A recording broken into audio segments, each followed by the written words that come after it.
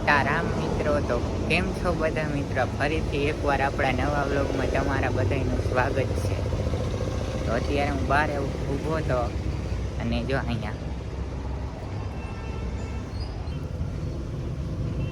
તો અત્યારે મિત્રો જો આપણે આ ઝાડવાને પાણી પાતા હતા. આ ઝાડવાનું નામ જેને ખબર હોય એ કોમેન્ટમાં જણાવજો.